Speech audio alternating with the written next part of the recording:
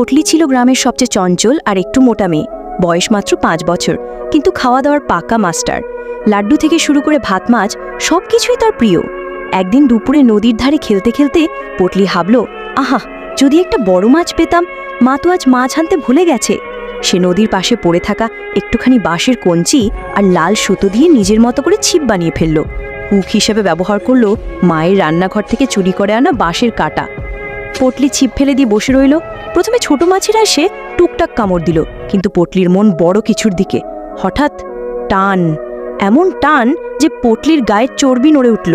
পটলি 2 হাত দিয়ে ছিপ ধরে দাঁতে দাঁত চেপে টানতে লাগলো। পা পিছলে গিয়ে কাদা লেগে গোঁফওয়ালা বাঘের মতো দেখতে হলো, কিন্তু সে ছাড়ল না। শেষে ঢাপাং, পানি ছিটকে উঠে এলো এক বিশাল কাতল মাছ, এত বড় যে মাছটা প্রায় পটলির সমান। গ্রামের সবাই দৌড়ে এলো। এক চাচা মজা করে বলল, পটলি, তুই মাছ ধরলি নাকি মাছ তোকে ধরতে যাচ্ছিল? পটলি গর্বিত মুখে বলল, দুটোই হচ্ছিল, কিন্তু আমি আগে ধরে ফেলেছি।